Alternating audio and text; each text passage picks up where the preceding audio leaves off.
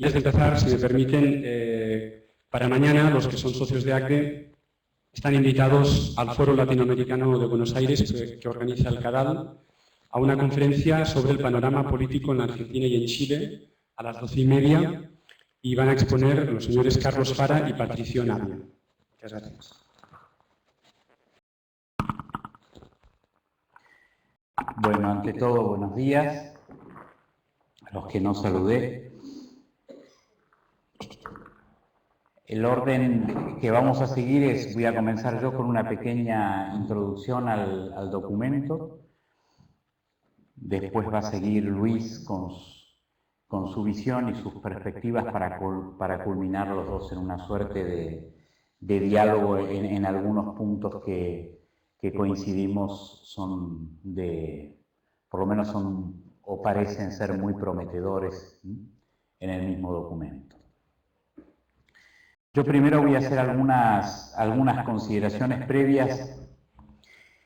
Primero que es el primer documento, y podemos decir oficial, porque el órgano de la Pontificia Comisión de la Justicia y Paz es el órgano dentro, digamos, de la curia y de la estructura vaticana encargado precisamente, no solamente, como dice muy bien el cardenal Turkson, de la difusión de la doctrina social de la Iglesia, sino también de animar a los líderes cristianos precisamente en su inserción y en su trabajo en la sociedad para, a través de la doctrina social, económica y política, precisamente poder instaurar un orden según el reino de Dios. Con lo cual es el primer documento oficial y, como decía mi ex párroco, en realidad esto se lo escuchó un profesor en la Gregoriana muchos años antes. Estamos hablando cuando ellos, cerca del 60 y pico, estaban en plenos debates sobre la conformación de las constituciones vaticanas, y decía este profesor, que si no me equivoco era el profesor Alfaro, Juan Alfaro, jesuita, él mencionaba la importancia de que algo fuera al menos nombrado, es decir, que algo apareciera públicamente en un documento, más allá de los límites o de los déficits o de las bondades que acompañaban a este hecho de ser nombrado. El hecho de ser nombrado ya significaba que eso tenía estatuto público y permitía y abría precisamente el paso a la reflexión y a ulteriores profundizaciones.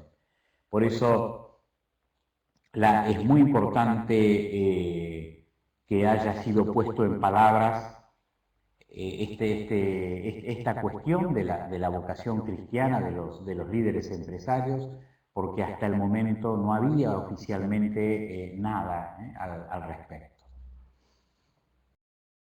Como les dije recién, es un documento que corresponde muy bien a la misión del Pontificio Consejo Justicia y Paz. Y evidentemente cuando lo aborda el cardenal Turkson, él se pregunta si, digamos, en cuál de las dos misiones del Consejo Pontificio encuadra mejor, sin quitar que encuadra en realidad las dos misiones, en la difusión de la doctrina social de la Iglesia y en el animar y el promover la vocación cristiana dentro de los líderes en la sociedad. Él se va a abocar a este fin y a este objetivo de precisamente mirar fundamentalmente cuál es la vocación del líder empresario y cuáles son sus exigencias, y como dice muy bien una oración de la liturgia, para que los líderes empresarios puedan comprometerse con las exigencias que provienen de su ser cristiano y de su ser empresario, es decir, de su vocación divina y su vocación humana, para decirlo de alguna manera.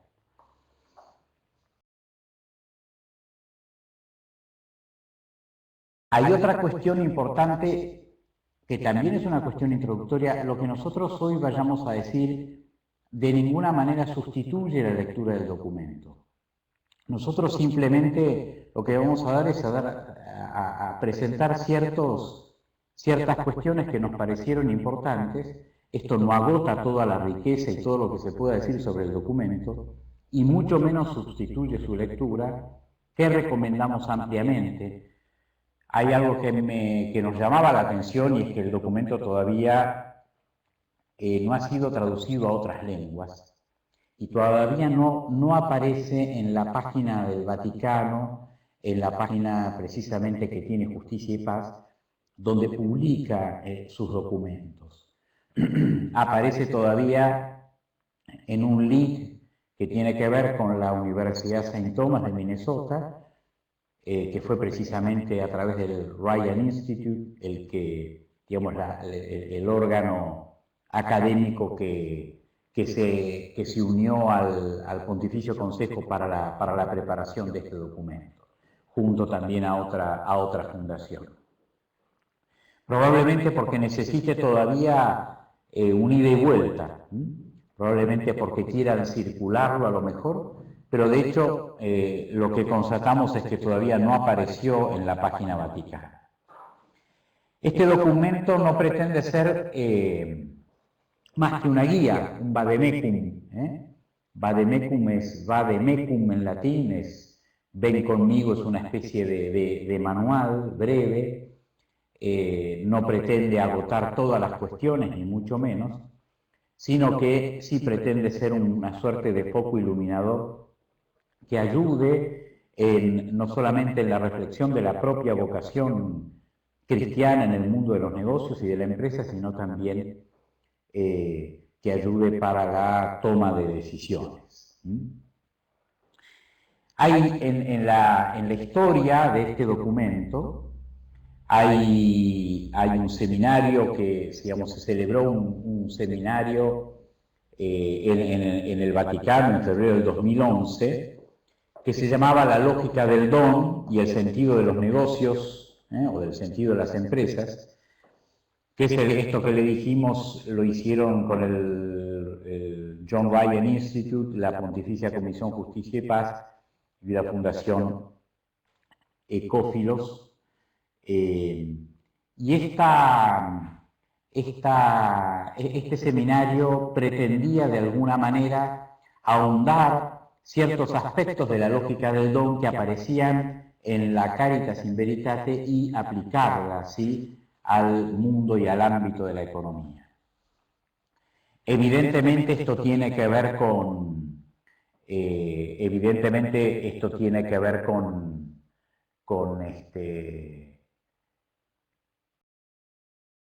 esto que estaba enunciado y de alguna manera tenía unas primeras aproximaciones en Caritas in Veritate, pero que tiene que ser muy profundizado, porque es precisamente la introducción del principio de gratuidad en una ciencia o en un ámbito donde prima el principio de utilidad. Entonces, la articulación de estos dos principios no es algo sencillo y probablemente por eso hayan gestado este seminario. En octubre de ese mismo año, también hubo un segundo seminario, ya pensando en la Caritas in Veritate, su aplicación en Estados Unidos, y la característica de ambos seminarios, más la de este segundo de octubre, pero también la característica del documento, eso lo veíamos con Luis, es que prácticamente, es decir, hay mucha presencia académica, sea del ámbito de la ética, sea del ámbito de las ciencias sociales, sea del ámbito de la teología, y hay poca presencia, digamos, como decía Luis, de los fierros, es decir, de empresarios comprometidos con el día a día.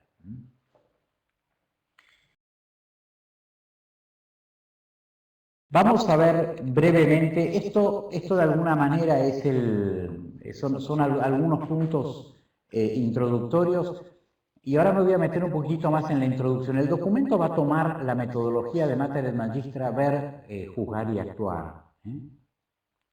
Esa metodología en principio es una metodología, es una metodología sencilla.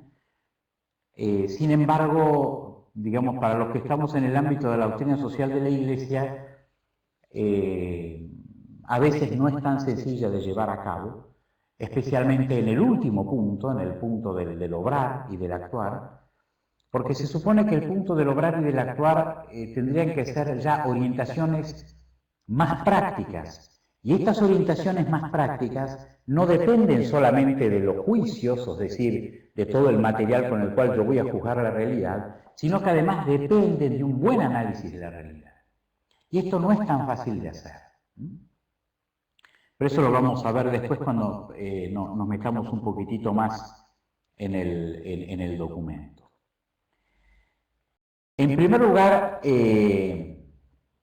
a veces lo que, digamos, hay algunas cosas que nosotros veíamos como que necesitaban un poquitito más de desarrollo y otras cosas que las veíamos realmente como muy promisorias en cuanto que estaban, digamos, bien dichas y además daban lugar a pensar y a reflexiones ulteriores. En primer lugar, el tema de ubicar el rol o la función empresarial dentro del ámbito de la vocación cristiana y como un modo de realización de la vocación cristiana. Esto no es algo, digamos, algo secundario, y es muy importante para los líderes empresariales por algo que tampoco está suficientemente desarrollado, a pesar de que fue precisamente Benito XVI el que introdujo de vuelta la caridad como principio en la doctrina social de la Iglesia. Acuérdense que en general en la mentalidad empresaria y en la mentalidad de los fieles católicos, la caridad era una suerte de principio, diría, sobreabundante, pero era una suerte de principio que de alguna manera saltaba los principios de la justicia. Es decir, se veía disociada del principio de la justicia, a tal punto que en ningún momento se aplicó esto que fue en realidad uno de los corazones de la moral católica y de la moral social católica, de que la caridad es el alma de todas las virtudes, es el principio rector y es el que pone en crisis incluso los principios de la justicia. Voy a hacer un ejemplo que no tiene nada que ver con esto, pero que tiene que ver especialmente con la vida cotidiana para que más o menos tengan una idea de lo que se está hablando. Se dice que la caridad, cuando se dice que forma las virtudes, es como decir, es como el alma al cuerpo, ¿sí? Y muchas veces la caridad, como principio de sabiduría, puede proponer ciertas cuestiones que son en cierto modo disruptivas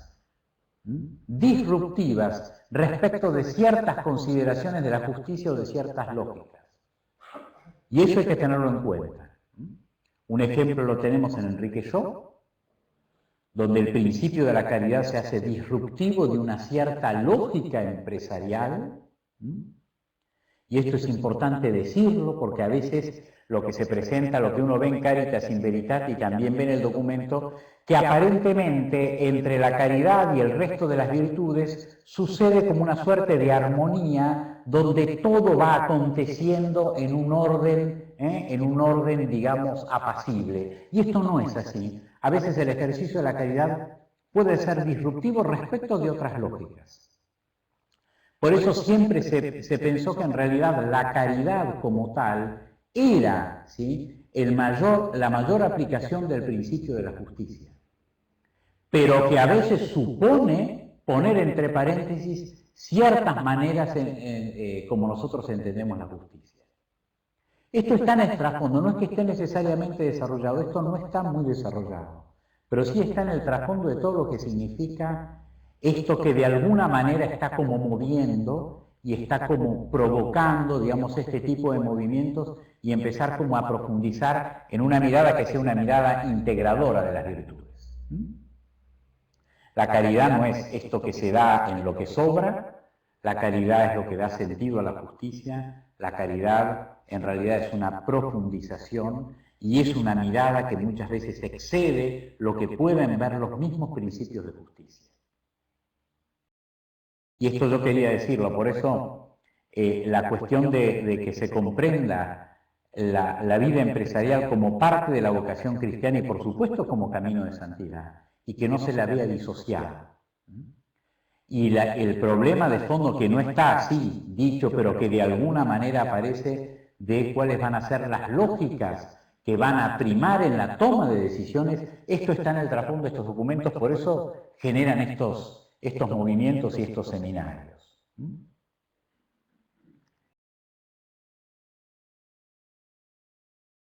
Y hay 3 números, del 9 al 12, que yo recomiendo vivamente su lectura, porque estos números del 9 al 12, a ver, cuando nos reuníamos con Luis, decía que había una visión que tal vez era demasiado orientada hacia el norte, al mundo anglosajón, donde ciertas cosas se daban como dadas. Yo estoy de acuerdo con esto, y también Luis tenía la sensación de que a veces había un corte y pegue, ¿sí? Como a veces sucede con estas cosas donde hay muchas opiniones, y esta es la dificultad. Ustedes no piensen que los documentos del Vaticano II eran documentos donde fluían las redacciones así en las comisiones y entonces después iba simplemente el redactor y tenía dictame cómo se escribió. No. Los pobres redactores vivían crucificados porque recibían materiales diversos, los tenían que articular y después devolverlos a la asamblea para que los votara. ¿Está? Y hay cosas, como siempre pasa en estos documentos, que quedan desarticuladas y que quedan desfasadas. Acá da esa misma sensación. Hay 2 cosas muy típicamente desfasadas. En los números 9 al 12, que son parte de la introducción, hay elementos, sí, de un empresario, de una empresarialidad más del sur, que tal vez debieran haber sido integrados en el momento del ver. Y no fueron integrados en el momento del ver. Pasan, como pasa muchas veces, el momento del ver, a ser una mera constatación de ciertos hechos, pero no un análisis profundo y una interconexión de los mismos. Llama la atención que en el documento no se hable de la libertad, cuando en realidad pareciera ser que uno de los temas, por lo menos que preocupa en el norte, es el descrédito en el cual ha caído la economía de mercado. Ahora, la economía de mercado se sostenía precisamente en el principio de libertad y sin embargo no hay un análisis sobre la cuestión de la libertad. En este número 9-12 yo voy a dar simplemente algunas cosas para que vean que ayer cuando las charlábamos decíamos sí, tiene una visión del norte, después cuando revisé de vuelta el documento dije no, estas cosas estaban no en el momento del ver, por eso no las veíamos, sino que estaban antes. Pero creo que es por eso, por la dificultad a veces de integrar en un complejo redaccional. Digamos, independientemente de los becerros de oro, etcétera, etcétera, de repente está mirando a los problemas, ¿sí? que enfrenta el líder cristiano con, digamos, los riesgos de una vida dividida, ¿no? Y en un momento dice algunas cuestiones que cuando yo las leía dije, bueno, evidentemente está hablando no solamente del norte, sino del sur. Dice, algunos de estos obstáculos son externos a las empresas y a los líderes, y sus líderes tienen normalmente una limitada capacidad para influenciar en ellos. Por ejemplo, como la ausencia del imperio de la ley o la ausencia de regulaciones internacionales, la corrupción, la competencia destructiva, el capitalismo de amigos, la excesiva intervención del Estado o una cultura hostil a la empresa en una o en muchas de sus formas. Cuando uno lee eso se da cuenta que muchas cosas están resonando acá. Ahora, esto tal vez no era para una introducción, sino que esto era para un análisis en el momento del ver, porque forma parte de la realidad de muchos empresarios que no están en ese mundo del norte, sino que están en el mundo de los países emergentes. Bien, yo de ahí introducción me detendría acá, después seguiríamos. Espera que te doy el... Sí. Espera.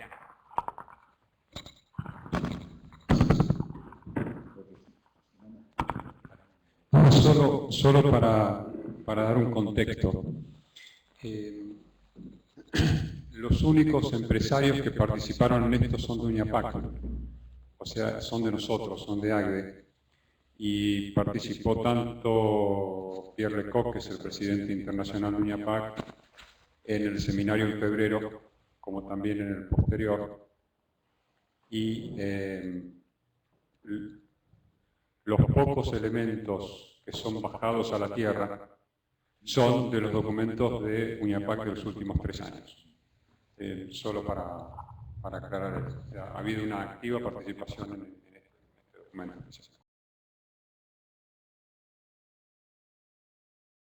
¿Digo yo entonces?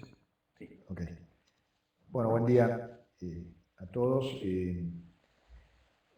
Creo que Alejandro hizo la introducción que cabe, solamente matizo una o dos cuestiones referidas a la introducción.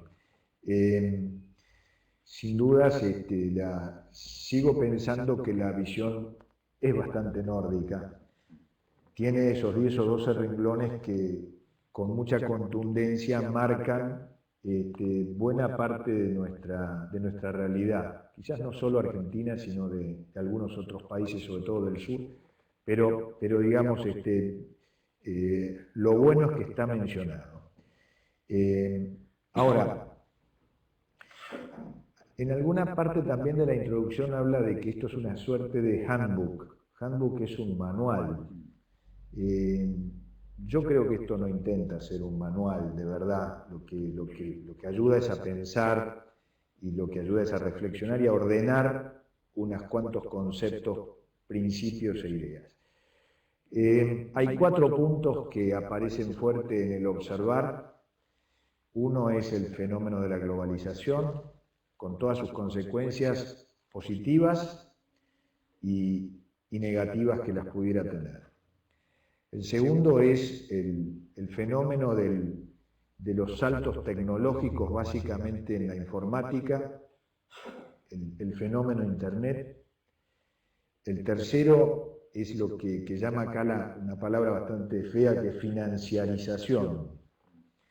La financiarización es poner en el centro de la sociedad los grandes movimientos financieros que tienen una inmediatez por el uso de la informática y al mismo tiempo unas magnitudes que cuando ese elefante se mueve provoca cimbronazos en muchas economías.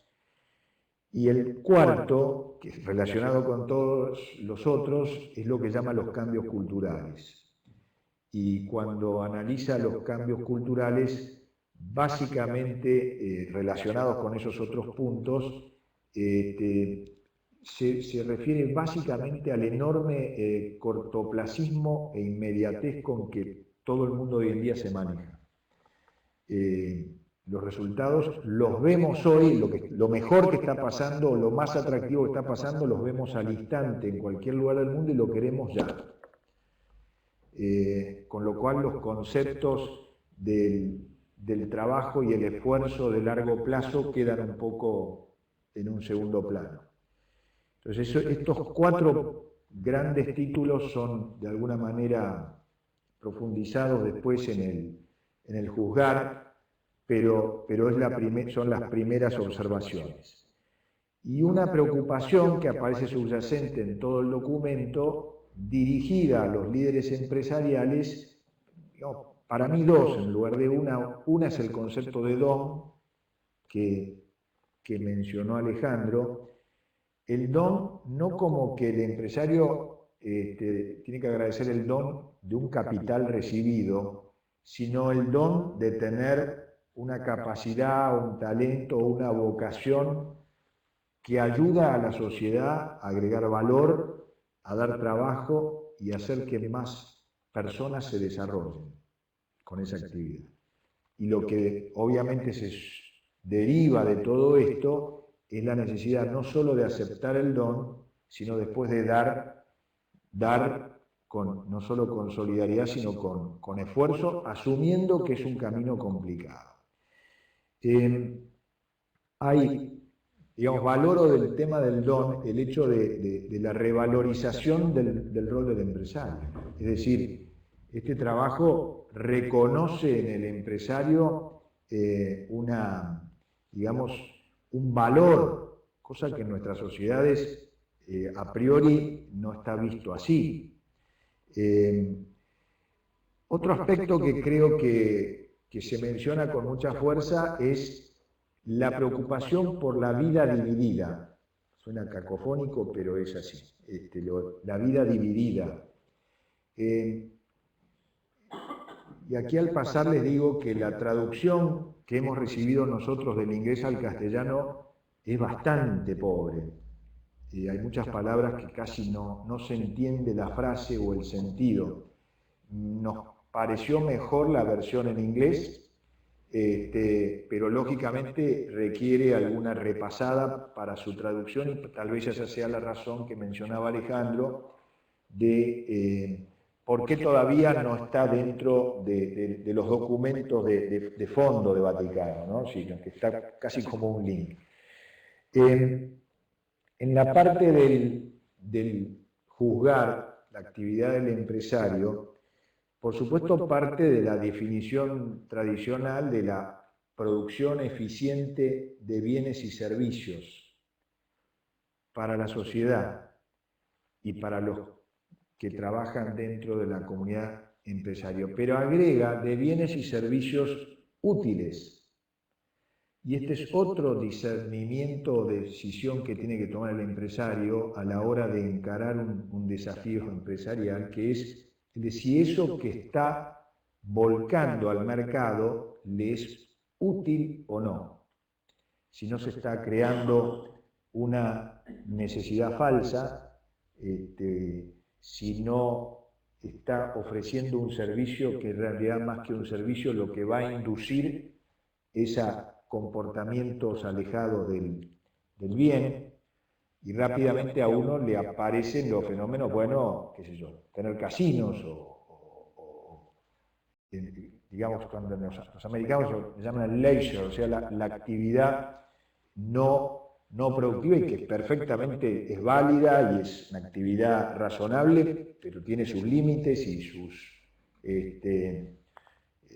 uno piensa en Las Vegas y dice, bueno, encarar una actividad de ese tipo aparece como bajo cuestión, el concepto de utilidad de la producción de ciertos bienes o ciertos servicios. Buscando desarrollar personas. Y acá hacer también una buena distinción entre lo que es la delegación y la subsidiariedad bien entendida. Me parece un concepto muy interesante. La delegación es decirle a un subordinado, vos te vas a ocupar de ejecutar esto, de hacer esto. Tiene un valor, le da trabajo, etcétera, etcétera. En el caso de la subsidiariedad, lo que se cede es una responsabilidad mucho más amplia, es hasta la capacidad de decidir. Y eso, de alguna manera, se remarca en el trabajo como digamos, un mejoramiento de la persona. Darle no solo la delegación de la ejecución, sino la capacidad de decisión y de que él mismo pueda aplicar su conocimiento, su discernimiento, etc.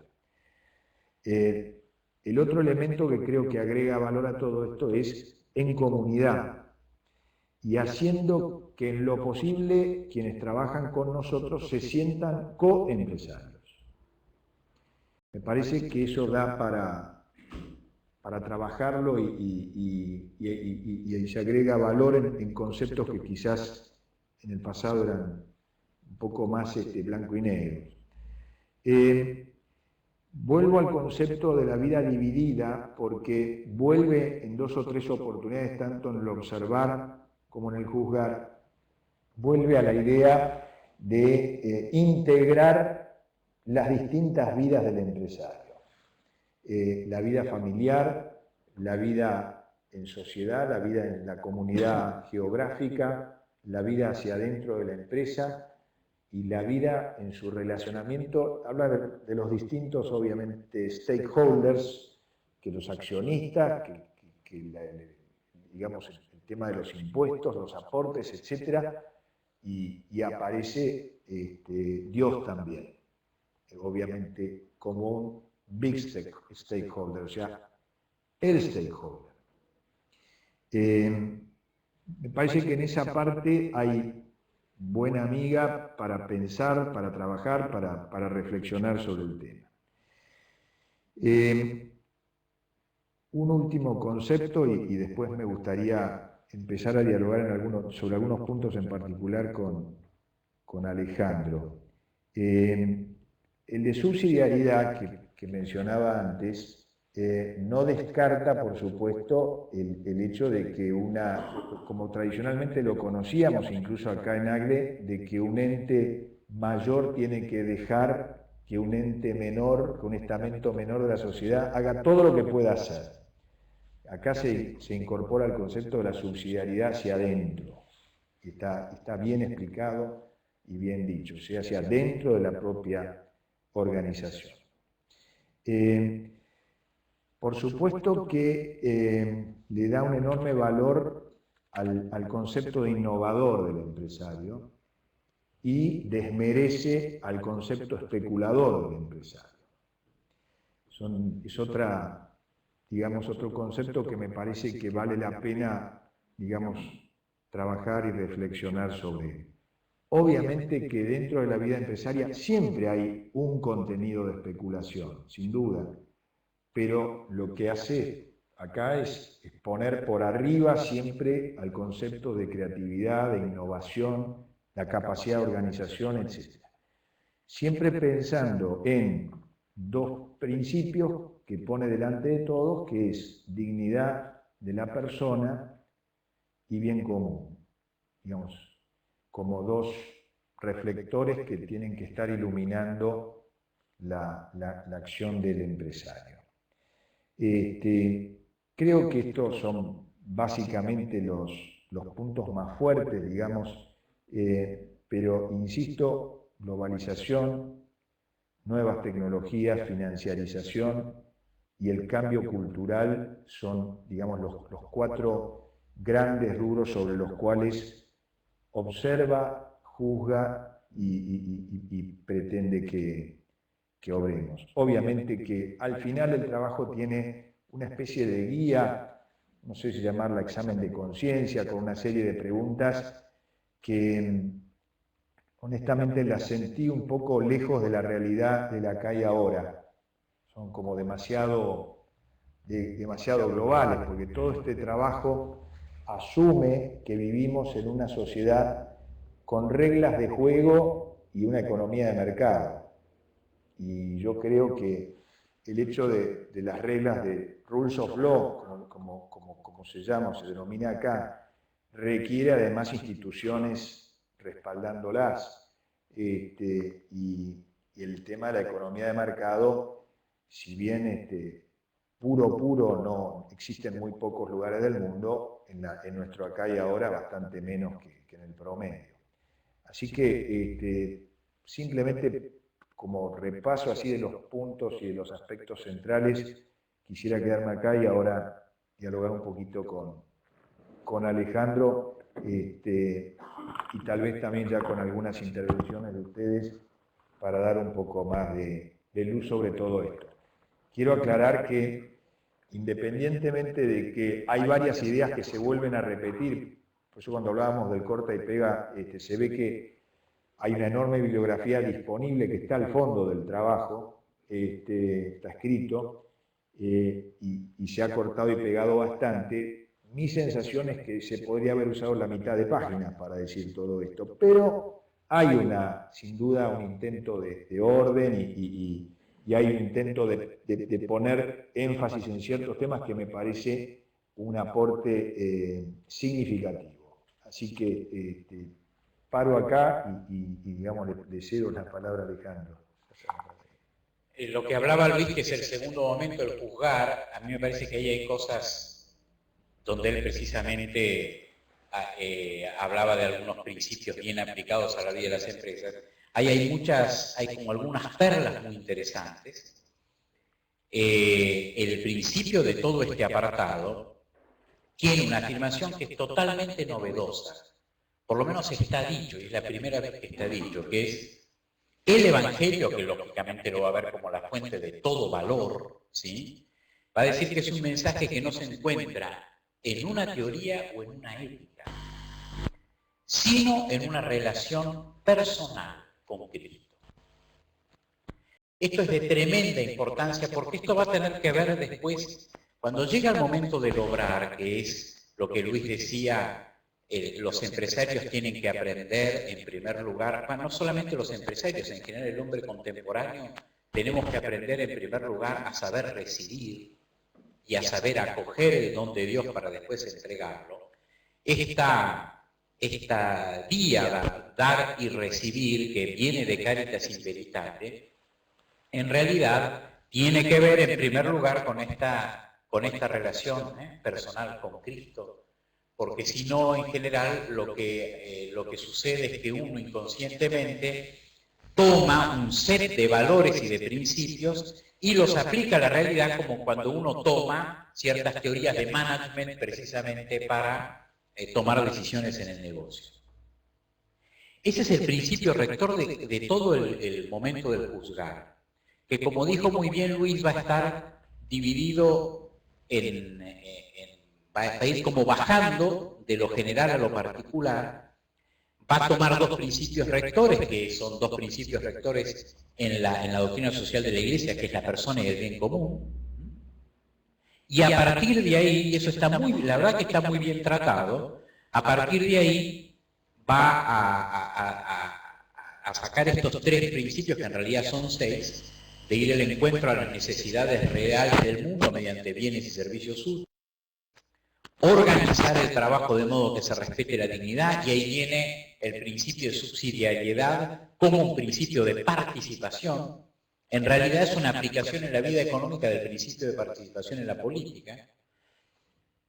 Y dice, usando los recursos para crear y compartir bienestar y prosperidad de manera sostenible. Esto de la sustentabilidad de los recursos forma parte de lo que se llamaría, es una retraducción del destino universal de los bienes, porque por un lado habla de compartir, y esto hace a la generación actual, pero por otro lado habla de sostenibilidad, y eso hace al respeto del medio ambiente en función de las generaciones futuras.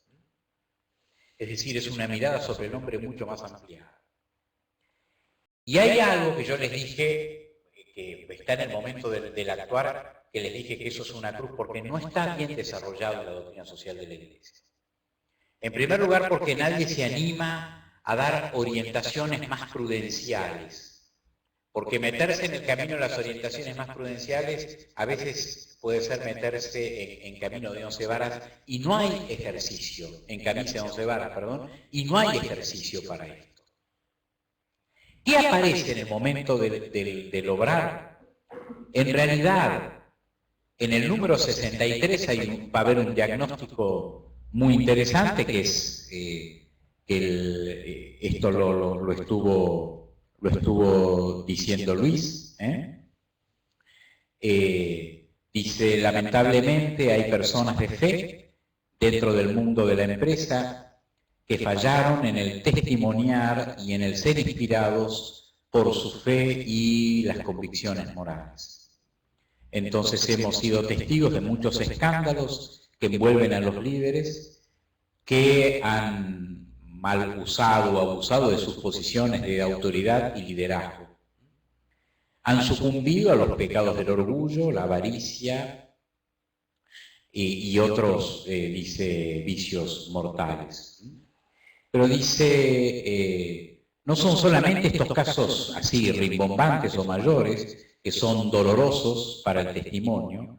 Lo que también es trágico es que hay cristianos que, en tanto no hacen ninguna actividad ilegal ni escandalosa, se acomodaron ellos mismos al mundo, viviendo como si Dios no existiera.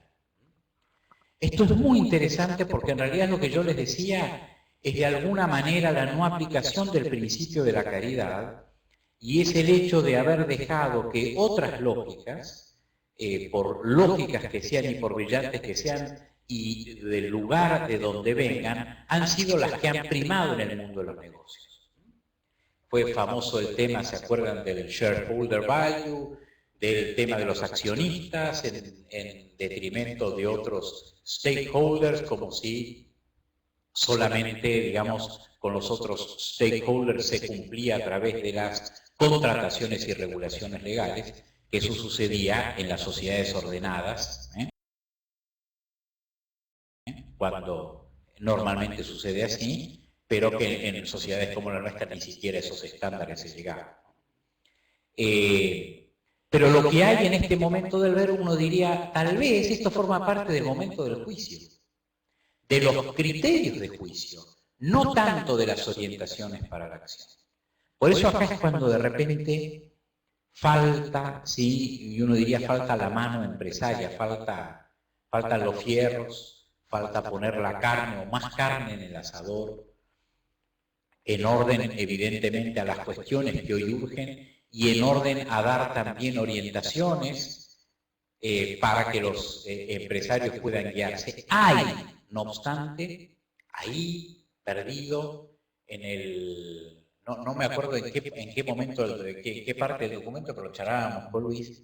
Hay una alusión muy interesante a cuando el empresario no puede llegar a pagar lo que se llamaría un salario justo por las condiciones de la misma empresa. Uno se recuerda a las pymes cuando recién empiezan y a veces, bueno, están como muy adolecidas, son como proyectos adolescentes.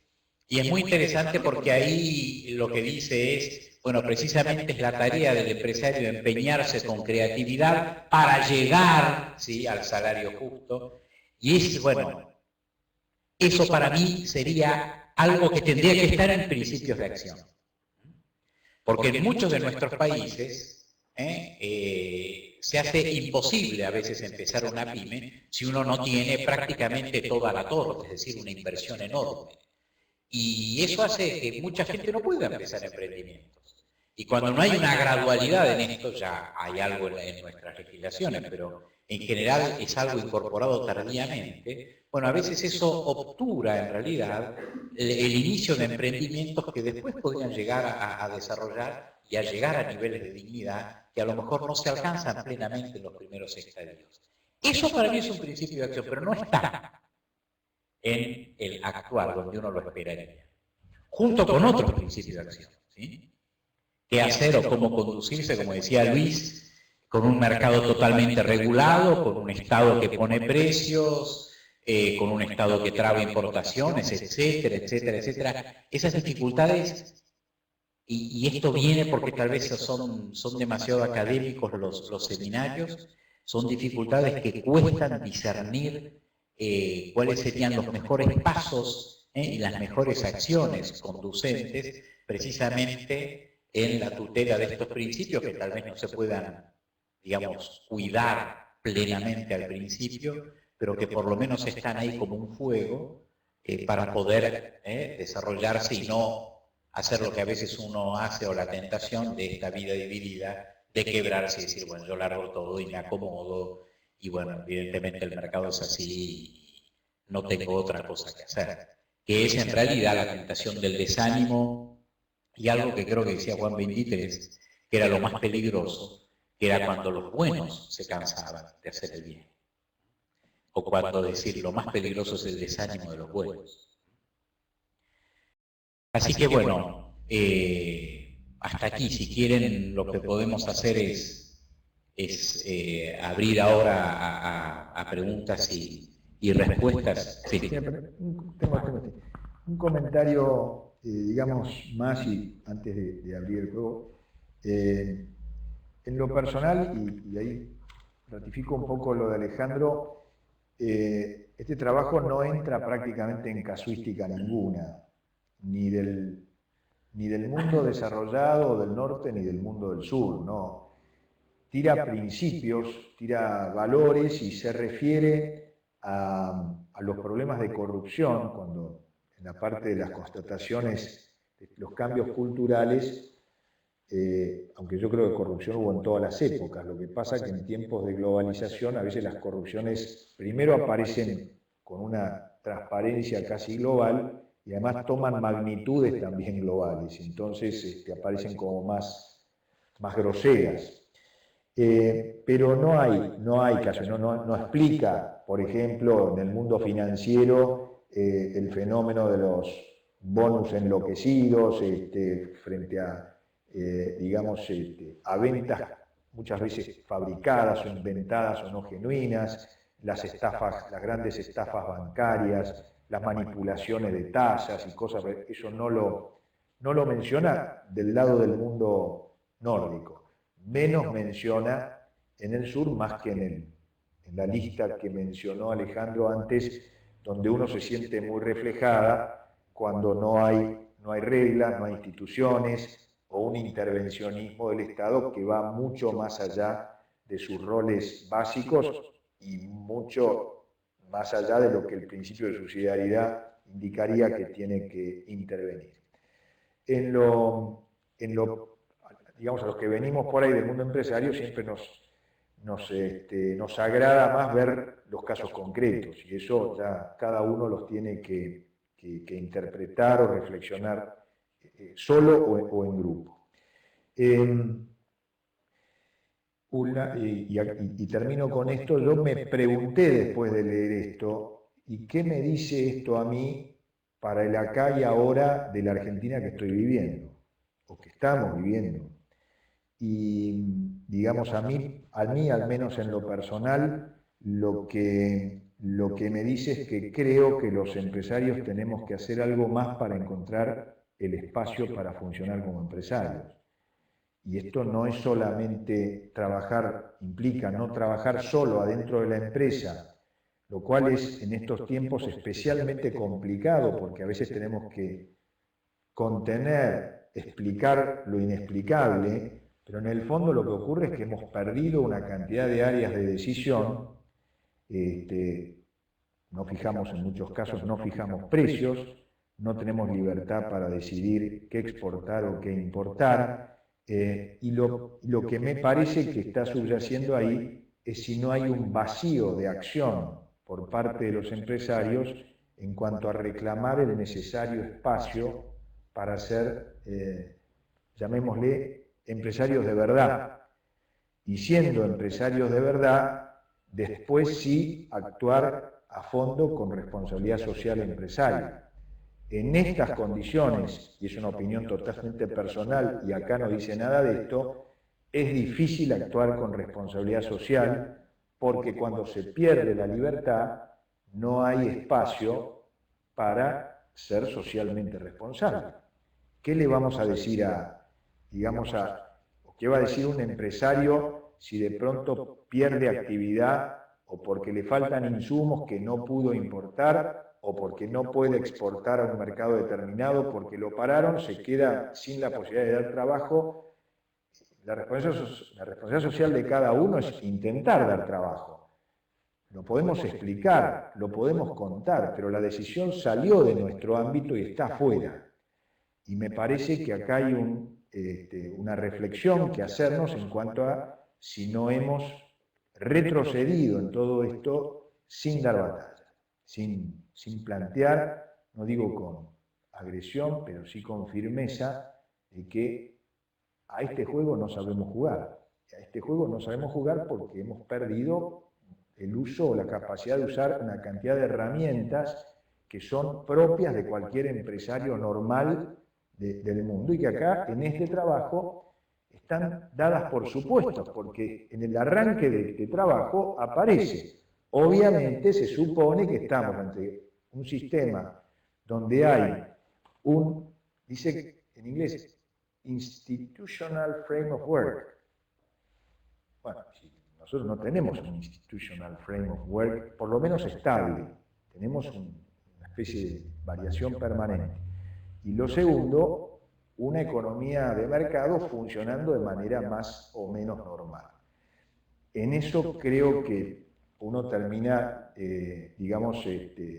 reflexionando acerca de hasta dónde tenemos que tomar este estado de situación como un dato del problema y no hacer nada frente al mismo y esperar que aparezcan otras reglas, sin tomar acción concreta, personal o grupal.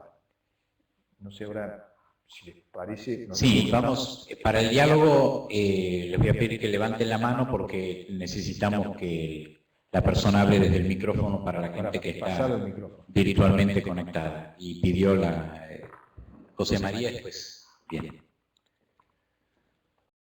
De nuevo, otra aclaración administrativa. El por qué no hay una traducción al español es porque en realidad ese documento fue lanzado en el Congreso Mundial de Lyon, de UNIAPAC, y fue hecho en inglés original y francés para distribuirlo en el Congreso. La publicación oficial de Justicia y Paz no está hecha, sino que eso se propone hacer, creo que es septiembre-octubre, y ahí prometieron tener la traducción hecha por Justicia y Paz del español para esa fecha. Recién allí estaría, digamos, la versión oficial. La versión oficial. La historia oficial. Exacto. Lo que tenemos es una traducción hecha por, creo que Guayaquil o una cosa así. Sí.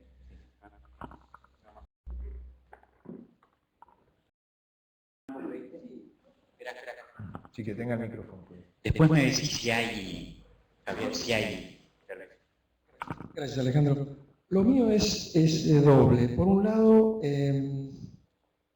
preguntarle si en su conocimiento pueden decir algo de qué hubiera hecho, qué pensaría Enrique Yo de este momento.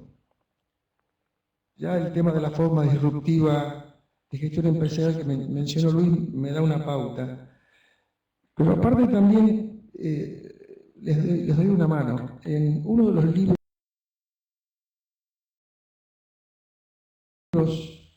de Enrique, él expresamente menciona el sacrificio, la heroicidad del empresario pyme que se enfrenta a estas situaciones, que no tiene la capacidad de rechazarla y en el corazón quiere y no puede. Entonces, por un lado, ahí leo otro mensaje de Enrique. Él sí podía, él sí quería y él sí lo hacía. ¿Y qué cosas? Y todas las que estamos viviendo hoy, que evidentemente en ese párrafo que yo encontré estos días pasados, estaban claramente mencionadas, englobadas, sobre cómo vivía Enrique su situación y lo de los que consideraba él sufrientes en ese entorno de no me es fácil pelear o batallar. Así que bueno, si tienen algún elemento y se animan, si no, pasamos de largo. Sí, en una frase de Enrique, creo que en sus últimos tiempos de vida y con la situación especialmente complicada, fue hablar a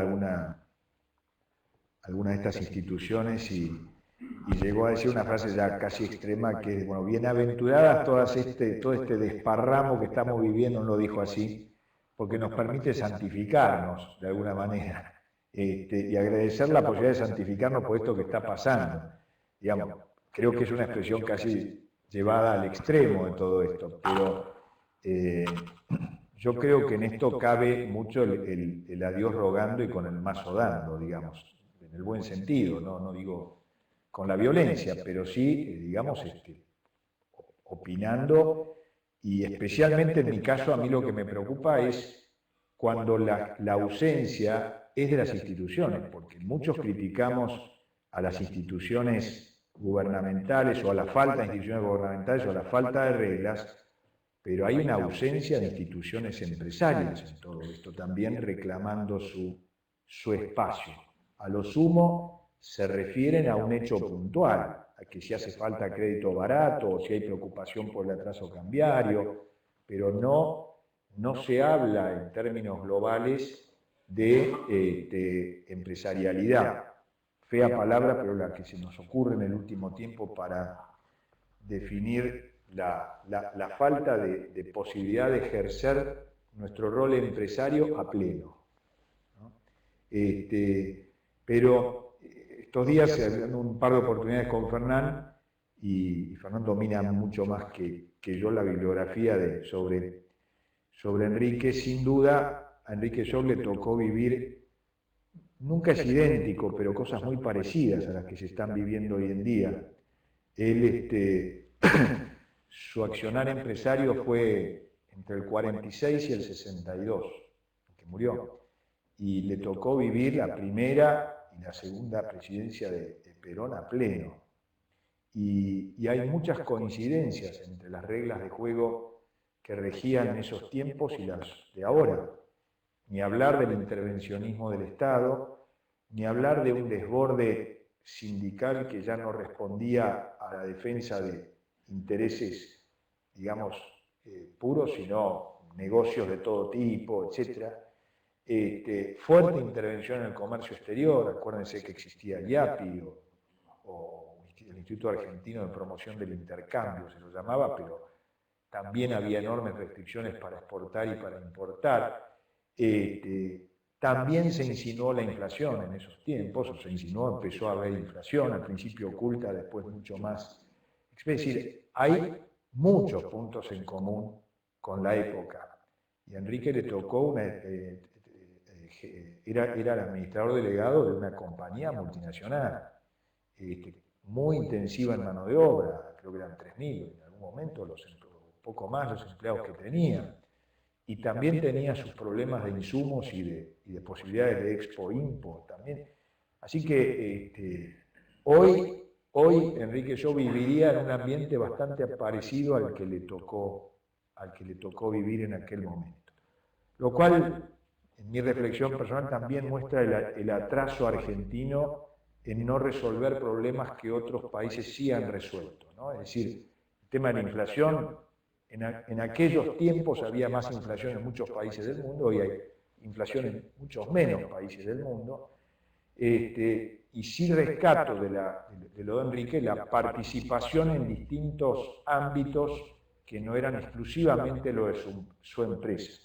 Y en relación al trabajo, la frase de integrar las distintas vidas, en el caso de Enrique se hace muy patente porque desde la vida familiar hasta la acción hacia afuera de la empresa y hacia adentro ni hablar, estuvieron todo el tiempo, con el don, sin el don, con la ayuda, sin la ayuda, pero en él estaba esa multiplicidad, digamos, y esa vida no dividida, digamos, que creo que pone de relieve más aún los aspectos más valorables de Enrique.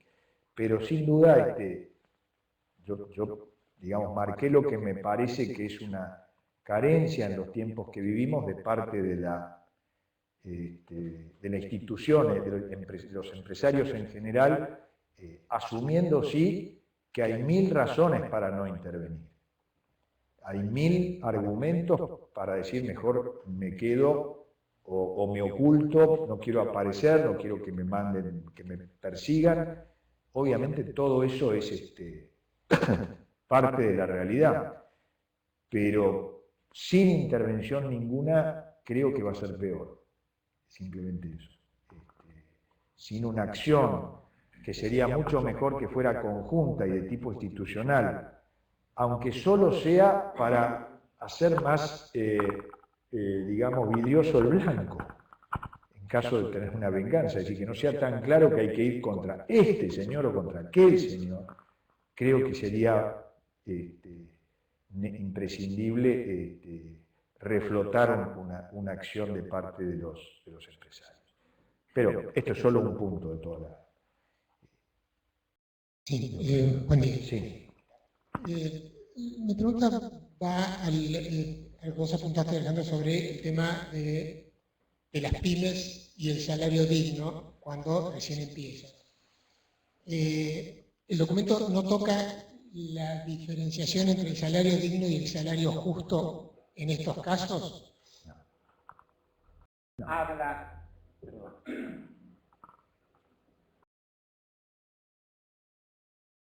Yo dije digno, en realidad habla de salario justo. Lo que pasa es que hay salario justo, en realidad es el salario legal. En realidad. A ver, para los sajones, justo es lo legal. Vamos a partir de esa premisa. Porque ya tienen dados una serie de condiciones, pero en realidad no necesariamente el salario legal es el salario justo, porque esto está como principio en la doctrina social de la Iglesia. Hay que tener en cuenta las condiciones del mercado y las condiciones de las empresas. Con lo cual, en realidad, para que haya un salario justo tendría que haber una diferenciación de salarios. Pero anda a plantear una diferenciación de salarios, porque en realidad uno pone el tope y todos los demás tratan de llegar a ese tope, actividad en la que estén. Después tenés distorsiones, tenés una persona que es verdad que hace un esfuerzo muy grande y puede manejar un camión, pero que en realidad tiene un salario respecto de un médico, un investigador, etcétera, que es desproporcionado su aporte en la sociedad. Es decir, hay muchas cosas que no están así dilucidadas para decir qué entendemos nosotros. Habla de salario justo, ¿sí? ¿Qué entendemos por salario justo?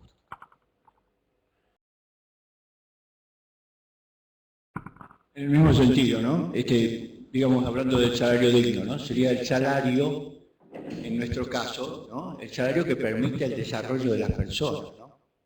Esto que hablábamos recién, el principio de subsidiariedad, que en algún momento empresarialmente hablábamos de enriquecer el trabajo, ¿no? El job enrichment, ¿sí?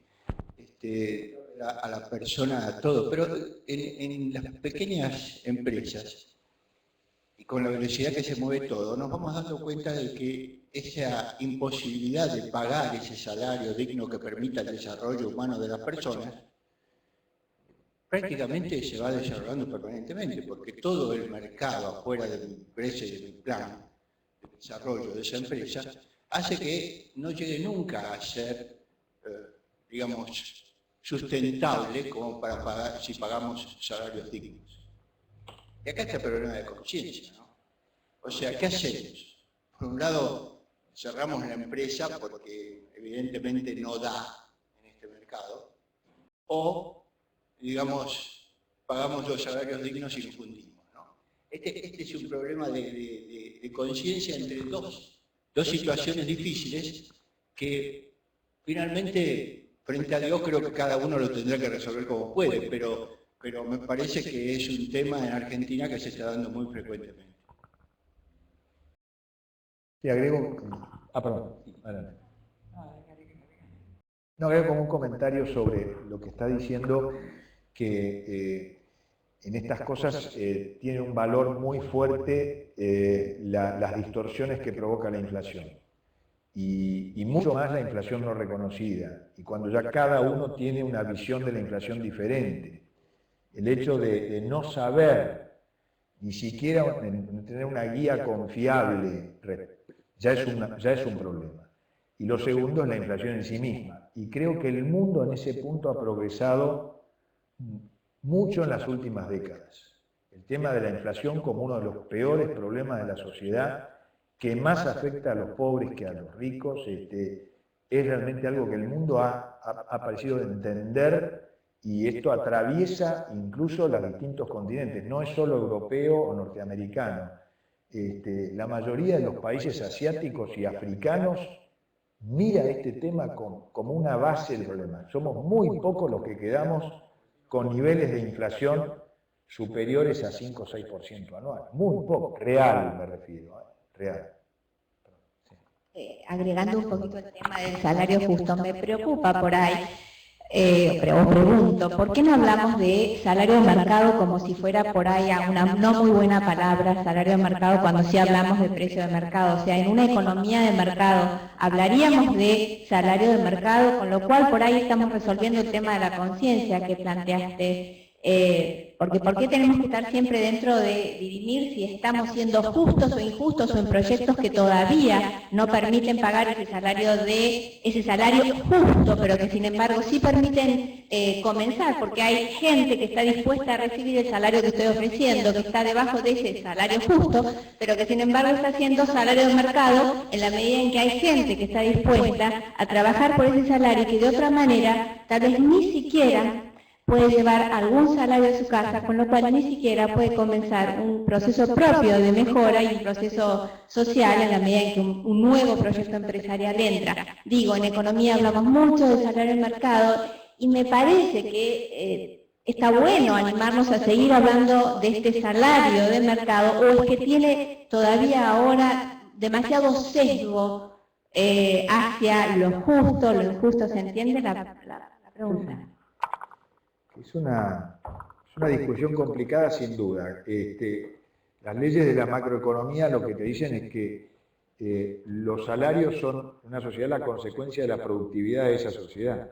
En el promedio es así. Ahora, después están los casos particulares, las regiones en particular los lugares donde hay un empleador solo, y ahí sí caben temas de responsabilidad, sin duda, cuando está faltando el mercado. Hay lugares donde no está funcionando el mercado plenamente.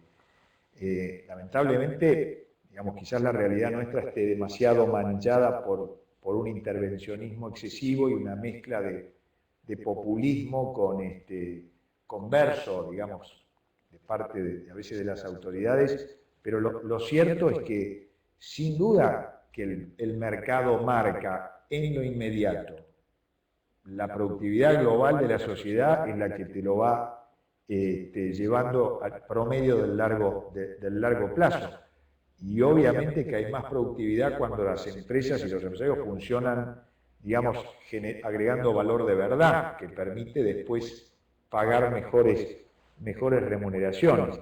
Pero sin duda lo que cabe siempre es el tema del cuestionamiento lo dice en alguna parte el one man thinking, digamos, es decir, el empresario en sus momentos de soledad lo que tiene que pensar es estar permanentemente haciéndose ese examen de conciencia de hasta dónde estoy pudiendo pagar lo que debería pagar o el dar un salario por arriba de este nivel para lo único que serviría es para acelerar la defunción de la compañía y dejar a todo el mundo sin trabajo.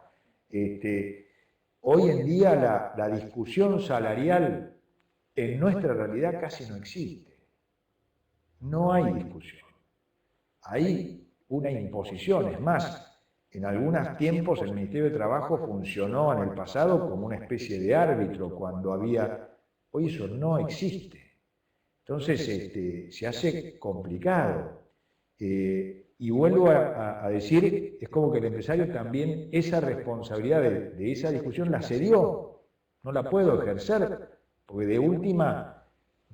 me piden 28, yo creo que puedo ofrecer 21 y cuando voy a pedir el arbitraje, o digamos, tengo dos luces encendidas, una que me dice, da lo que te exija esta gente, pero no me tocas los precios, y el otro en el Ministerio de Trabajo que te dice, señor, sea generoso y si tengo que arbitrar, ni 28 ni 21, 27 y medio. Bueno, esta es la diaria nuestra, pasa mucho por todo eso y los elementos de presión que se usan no son los normales.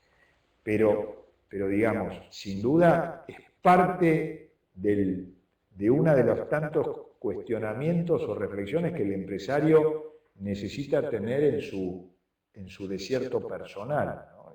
Este es uno de ellos, el tema del salario, el trabajo y por el otro lado el desafío de ser competitivo. Que esto es un punto que también afecta a los empresarios. En un par de lugares se menciona la necesaria competencia que tiene que haber. Y no solo la competencia en sentido de capacidad para hacer las cosas bien, sino enfrentar y ser abierto a la competencia local y externa. Y esto es algo que el empresariado argentino en general le tiene un poco de desconfianza, por lo menos, o no le divierte demasiado. Culturalmente y en general, hay mil excepciones, digamos, a todo esto me parece cultural. Una aclaración, Cecilia. El tema de mantener la palabra salario justo digno, independientemente de la dificultad que tengas para poder definir esto, tiene que ver con mantener como una especie de ideal de ciertas bases a las cuales habría que llegar, ¿sí? Después, de hecho, lo que funciona son los salarios de mercado, aunque no se hable así, pero de hecho es lo que funciona, porque en la realidad funciona así. Es verdad lo que dice Luis, que ahora más bien es una especie como de patota sindical, donde te bloqueó la planta, es una cosa muy, digamos, muy abusiva de poder, como también es verdad la otra parte, es decir, que hay pocos empresarios que de motu propio, cuando su actividad es floreciente, mejoran las condiciones de sus obreros vía, no necesariamente un aumento salarial, pero vía premios o muchas otras cosas, que tal vez lo que habría que hacer en nuestros países es dejar una base mínima y después también una base móvil, porque eso es lo que te permite acompañar los movimientos de la economía, pero esa, digamos, esa flexibilización suena muchas veces como mala palabra porque también hubo abusos de la otra parte. Entonces, supongo que el hecho de decir salario justo tiene que ver con mantener esa especie de ideal al cual, digamos, protender, pero bueno, de hecho lo que funciona son los salarios de mercado, ¿verdad? Es así.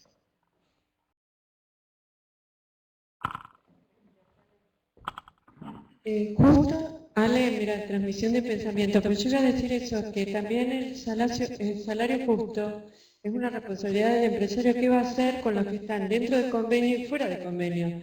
Porque hay veces que, por ejemplo, los aumentos otorgados a los fuera de convenio, que vienen de casas matrices en el exterior, por ejemplo, en 3 años, un ejemplo claro de una empresa fue 8, 10 y 12% de aumento. Si ustedes ven, esa es la suma que a lo mejor ha logrado alguien dentro del convenio en un año.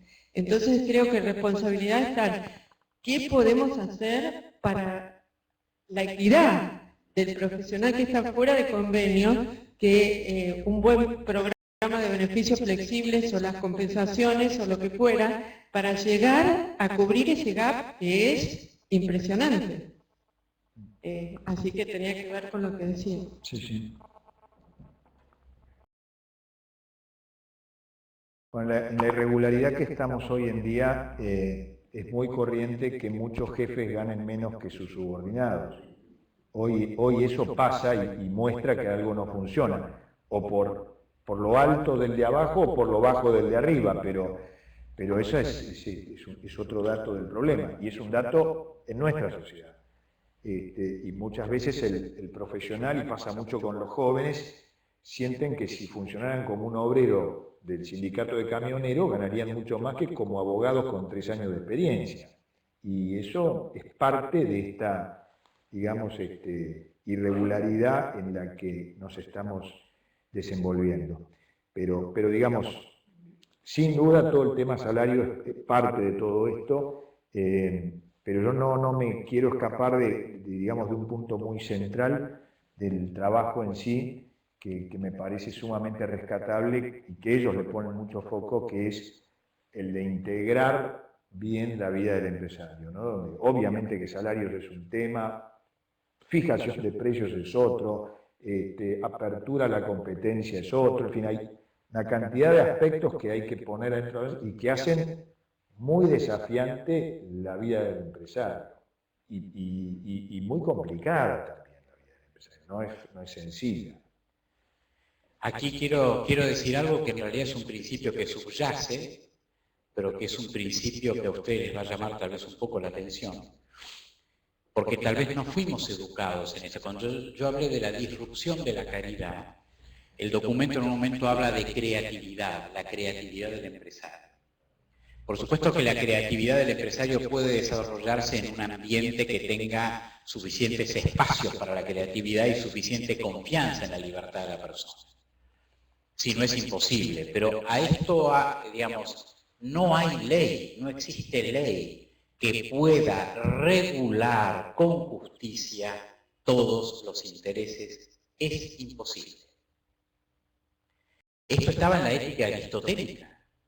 Esto estaba en el principio de virtuoso, que era ley para sí mismo y que no necesitaba de una ley escrita. Esto se hace muy difícil, por eso, bueno, las sociedades sajonas están en realidad, en el fondo, fueron sociedades muy reguladas, es decir, ciertos principios no se tocan y son intocables, precisamente por esto, porque hubo una desconfianza, primó más el principio de Hobbes, que alguien se iba a aprovechar y que alguien, de alguna manera, abusando de esta creatividad que se le concedía, iba así a ejercer un abuso de poder sobre los demás. Pero en realidad el ideal cristiano es esto, es el ideal donde cada vez necesitemos menos leyes, donde podamos regularnos precisamente por la bondad y la virtud de los que participamos en la mediación y no por estas cosas que terminan siendo tarde o temprano abusivas de un lado o de otro. José María. No, justamente con esto, Alejandro. Yo creo que un un concepto que ayuda a este proceso es justamente el de la subsidiariedad, que va más allá del mero hecho de hacer que el colaborador o quien trabaja se desarrolle cada vez más. Lo que me parece que se ha querido intentar poner es que se desarrolle también como persona. Por lo tanto, si se desarrolla como persona no es solamente por su trabajo, sino como persona integralmente. Entonces, cuando el comentario que acabas de decir, si todos se desarrollan en forma ética, en valores y en trabajo, los conceptos de regulación y de control decaen, porque todos están trabajando con un mismo objetivo. Entonces, me parece que es ahí donde está apuntando, por eso le da tanta fuerza al tema subsidiariedad. Y hay un concepto que se está intentando definir, que sería el subsidiarity management, un gerenciamiento de liderazgo basado en este principio de subsidiariedad, que es mucho más completo. Hay veces, lo voy a intentar hacer con un ejemplo que lo he escuchado en otras reuniones. En un barco, a la deriva en una tormenta, si todos los que están en el barco hicieran perfectamente su trabajo y tuvieran conceptos de toma de decisión bien desarrollados, el capitán estaría durmiendo, porque todos harían lo correcto para que el barco no sucumba. Llegar a esa situación, todos están en ese concepto. Esto es casi bíblico, ¿no? En la barca del Señor dormía. Pero todos sabían que, bueno, eso somos nosotros, ¿no? Lo que tenemos que hacer. Y yo en ese sentido quería decir que también quiero hacer acá, porque nos parece como institución, ¿no? Como AGDE como institución, también tenemos un poco de mea culpa, ¿no? Además de lo personal, ¿no? Me pareció muy interesante esto que vos decías de los 4 puntos, ¿no? Que ha cambiado: globalización, saltos tecnológicos, financialización, movimiento rápido de fondos de un lugar a otro y de magnitudes impresionantes, y los cambios culturales, esto que estábamos hablando del cortoplacismo versus la inmediatez. A mí me parece que nosotros estamos metidos en este mundo, sin embargo estamos casi tratando de no darnos cuenta de que esto existe, ¿no? O sea que hay una responsabilidad empresarial de automejorarse y decir, che, tenemos que ver estos cambios y tenemos que de alguna manera sobrevivir con ellos, como empresarios, como empresarios que han recibido ese don, ¿no? y que lo tienen que certificar. Pero también me parece que faltaba el tema de decir, bueno, de alguna manera me parece que todas estas cosas son tan abrumadoras que sin la presencia de Dios, sin esta vida dividida que vos mencionabas en algún momento, es imposible, ¿no? O sea que tenemos que confiar mucho más en el Señor y rezar mucho más para ver si podemos llegar a dar este salto que nos permita seguir manteniendo las empresas como deben. Y ahí como AGDE me parece que también tenemos muchas cosas para hacer, para ayudar a nuestros empresarios, además de lo personal de cada uno, ayudar a los empresarios como conjunto a que se comuniquen, a que hablen, a que vean qué cosas tienen que hacer para adaptarse. Sí, yo coincido y creo que en estos tiempos así tan tormentosos y volátiles, la volatilidad nuestra no es la misma que la del resto del mundo, pero el mundo también está muy volátil.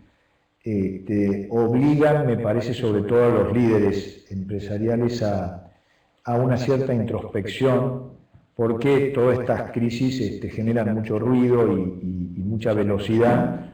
Y desde el ruido y la velocidad a veces no se toman las perspectivas bien y se viven parchando todo el tiempo, y me parece que es necesario algún tiempo de desierto, digamos, de silencio, no solo de a uno, sino algunos grupos de líderes, etcétera, que se retiren y que se dejen, digamos, tomen un poco de distancia y que se dejen también, en el caso de los que somos cristianos, y que tenemos fe, escuchar, porque en el ruido uno no escucha mucho, uno improvisa más. Y la flexibilidad siempre fue una virtud, el saberse caer, en eso tenemos mucha experiencia. Pero ya cuando el ruido desborda tanto y los resultados a través del tiempo son tan pobres, porque ya ahora en el caso de es claro que la sociedad argentina frente al resto del mundo, Argentina ha perdido posicionamiento. Esto es un hecho de la realidad, no es discutido, o sea, está medido.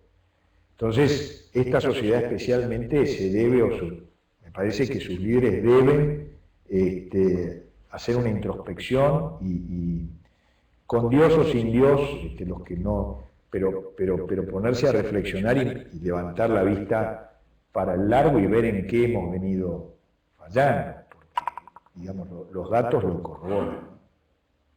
Sí, si hay alguna otra pregunta. Un poquito lo que decías Alejandro y allí y Luis, no sé si te entendí mal, pero en una sociedad en donde las personas harían mucho más lo que tienen que hacer si las leyes fueran las que tienen que ser por ahí mínimas y no la cantidad de leyes y regulaciones que hay. Me pregunto si en un barco, cuando las personas hacen lo que tienen que hacer, el capitán realmente deja lo que está haciendo. Eso tal vez en una sociedad normal, donde el nivel de regulación y de intervención es mínimo y donde la economía funciona de mercado normalmente, entonces ahí sí la respuesta es normal. Pero donde no es así, es decir, por más que las personas hagan, suponiendo el ideal, lo que tienen que hacer, pero al menos mínimamente lo que tienen que hacer, ¿podemos pensar que el capitán o la capitana va a dejar lo que está haciendo? Probablemente no. Entonces la pregunta, y yendo a lo que Luis comentaste, que me parece que pasa mucho por ahí, ¿cómo hacemos, no solo los empresarios, como hacen los empresarios, sino todos los agentes sociales, para ser verdaderamente participativos y cambiar esas reglas de juego, que son las que finalmente nos van a llevar a que las regulaciones, las intervenciones, las leyes se minimicen y la gente viva tranquila haciendo lo que cada uno está llamado a hacer desde su vocación, desde sus decisiones personales, y vivamos en un mundo mucho más tranquilo? O sea, indudablemente de lo que se trata es de actuar en el orden social para cambiar esas reglas, como decía Luis, porque si esas reglas no cambian, difícilmente el capitán deje de hacer lo que está haciendo y vamos a seguir por décadas en una sociedad retrógrada como la que estamos, donde estamos viendo lo que todos conocemos, ¿no? Así que el llamado indudablemente es hacer nosotros como ciudadanos. Gracias. No, supongo que ibas a decir lo de... para usted. Bueno, un ejemplo es lo que hacía Enrique, que invitaba a los sindicalistas a su casa. A ver, mientras los mundos sigan separados, lo que se genera... A ver, los desconocimientos, el no acercamiento, lo que genera, como en toda relación y vínculo humano, genera fantasmas. Y entonces el trabajar... Y precisamente en este sentido poder establecer estrategia para desindicalizar. Porque digamos, ahí hay un ejercicio de poder que no tiene nada que ver con el hecho de aquel que trabaja como en una empresa como si fuera algo propio. Cuando vos lográs eso con la gente, entonces el poder del delegado sindical empieza a decaer. Porque muchas de sus pretensiones no tienen que ver con el trabajo de la actividad, tiene que ver con otros intereses y tiene que ver con otras cuestiones. Pero eso, bueno, eso para mí es una misión del empresario. Cuesta, no es fácil. Yo hace varios años que vengo diciendo en ACDE que debemos ir a los sindicatos porque es la otra pata del mundo del trabajo. Y que tal vez no podamos ir a lo gordo, ¿sí? Como así tampoco se puede trabajar sobre las grandes asociaciones empresarias, porque lamentablemente... Tal vez sí, pero mi opinión es que ya están en cierto modo demasiado corrompidos, ¿sí? Tal vez haya que trabajar sobre las generaciones jóvenes. Entonces, hacer encontrar los sindicalistas jóvenes con los empresarios jóvenes y empezar a tejer desde ese lugar. Pero cuesta muchísimo, muchísimo, muchísimo.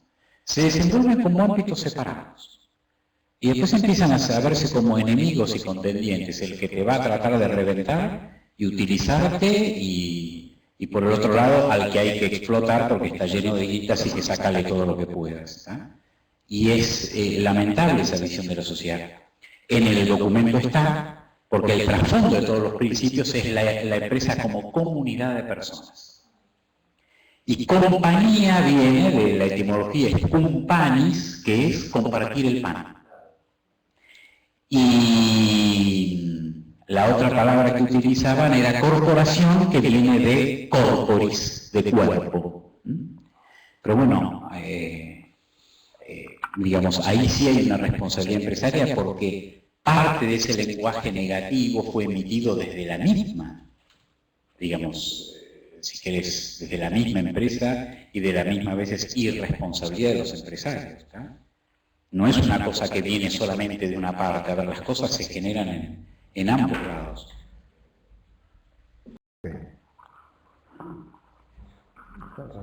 Bueno, les agradecemos su presencia, Luis y Alejandro, sobre todo la preparación de este desayuno, y sepan dos cosas importantes. El lunes 27 de agosto los invitamos a la misa de conmemoración del 50 aniversario del fallecimiento de Enrique Shaw. Será en la Universidad Católica Argentina a las 18:30. Creo que después de lo que hemos hablado aquí, muchos vamos a asistir porque la verdad que integrar la vida, qué mejor lugar que compartir la fe alrededor de Cristo. Y también, está más lejos, el miércoles 19 de septiembre hay el 11º simposio del CELAM UNIAPAC sobre la empresa, fuente de desarrollo y esperanza, donde empresarios y obispos hablarán sobre la economía al servicio de la humanidad. Es en Honduras y no sé si se puede seguir por online o